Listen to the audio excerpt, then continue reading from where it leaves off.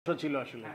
এখন আপনি president, cricketer, x captain, x selector সবকিছু মিলায় টিমের মধ্যে আপনার ইনফ্লুয়েন্স কিরকম থাকতে পারে? পরেরটা দিয়ে শুরু করি, আগেরটা আমি একটু ভুলে গেছি, এটা দিয়ে শুরু করি আমি। আমি এটা অ্যাসিওর করতে পারি যে আমার অনেক অনেক সময় কথা বলেছি সিলেক্টরদের স্বাধীনভাবে কাজ করা দরকার, যতটুকু স্বাধীনতা আমাদের দেশে সম্ভব অ্যালাউ করে।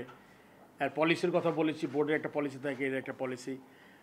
আপনি এটা রেস্ট অ্যাসিওর থাকেন, আমি বোর্ড প্রেসিডেন্ট হিসাবে আমি সিলেক্টেডদের ম্যাক্সিমাম স্বাধীনতা দেওয়ার চেষ্টা করব। তাতে দুইটা সুবিধা, উনি বলতে পারবেন না যে কেউ এখানে জড়িত ছিল, তারপরে তার কাজের এভ্যালুয়েশন হবে। If someone is not good enough hill be out of it, next set আসবে। আপনি যদি ওকে ইনফ্লুয়েন্স করেন তাহলে সে দুটো কথা বলবো, আমি তো টিম বানাই না, টিম তো সবাই মিলে বানাই। তো সবাই মিলে বানালে আমাকে তো অ্যাকাউন্টেবল করা যাবে না। সো আমি টিমটা যদি জিতে সবার আগে প্লেয়ার আর ওই সিলেকশন কমিটি সাধুবাদ পাবে, তার পিছনে আমি দাঁড়াবো যে আমি তাদের কাজ করার সুযোগ তৈরি করে দিছি। এটা হলো কি আমার দিক থেকে তাকে যতটুকু। আপনি জানেন আমাদের যে চেয়ারম্যান আছে সিলেকশন কমিটির, সে দীর্ঘ অভিজ্ঞ একজন লোক, সে তাকে কাজ করার সুযোগ দিতে হবে। তবে একটা কোশ্চেন আমি করবো যে আমার মনে হয় Rishad is a good player, সে কিন্তু লঙ্গর ভার্সনে খুব ভালো খেলতে পারে। সো এরকম ধরনের সাজেশন থাকবে। আমার মনে হয় ছেলেটা আমাকে খুব ভালো ইমপ্রেস করেছে।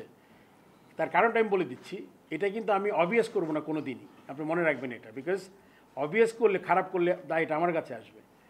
আমার কাছে মনে হয় যে ছেলেটা লাস্ট T20 ওয়ার্ল্ড কাপে with his top spin arm বলের সাথে টার্ন করাতে পেরেছে বল, যেটা হলে গিয়ে can be lethal, because this guys over 6 feet. আমি যতটুকু, আমি যে সামনে লোকে দেখি না এখন আমি। সো আমার কাছে মনে হয় যে ইদার ও টেস্ট ম্যাচে নাইলে HP, আমি জানি না ও এই টিমে খেলতে গেছে কিনা, আমি জানি না মাহবুব ভাই। আমার মনে হয় যে কোনো একটা লেভেলে লেগ স্পিনে তো অনেক বল করতে হয়, আমি জানি না। হ্যাঁ, HP ওয়ানডে টিমে আছে, আমার মনে হয় হি শুড প্লে। বাট এই ধরনের জিনিস আর কি, this are all suggestion, but I will never make it obvious that এই he has to be there because it's selectors job. আচ্ছা, এক্স ক্যাপ্টেনটা আপনিই বলেছেন যে তারা হয় কাজ করতে পারেন নাই বা কাজ ঠিক মতো করেন নাই। আমাদের মনে হয়, আমি যে এক্স ক্যাপ্টেনদের চিনি, আকরাম খান, ওই আমাদের খালেদ মাহমুদ, নাইমুর রহমান তো এখন নাই আমাদের মাঝে। আমার মনে হয় এদের চিন্তা ভালো আছে, মানে কতটুকু কাজ করতে পেরেছে এটা কিন্তু আমাদের ইভ্যালুয়েট করা দরকার।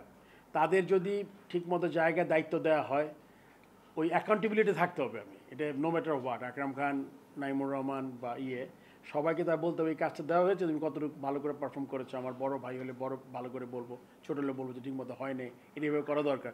আমার কাজটা থাকবে বোর্ড প্রেসিডেন্ট হিসাবে সব কিছুতে আমি ইনভলভ হতে পারবো না, এটা খুব স্বাভাবিক, বিকজ তাহলে এত বড় বোর্ড দিয়ে আমার লাভটা কী। তবে হ্যাঁ, ওই অ্যাকাউন্টেবল অ্যান্ড আমার তদারকির জায়গাটা খুব ইম্পর্টেন্ট হয়। আমি যখন জায়গায় কাজ দিলাম, কাজটা পেলাম না, তারপরে স্টেপটা কি আমার, এইটা খুব গুরুত্বপূর্ণ। সো তাতে করে কিন্তু আমি বুঝাই দিব যে this is your committee and this is what we expect from you.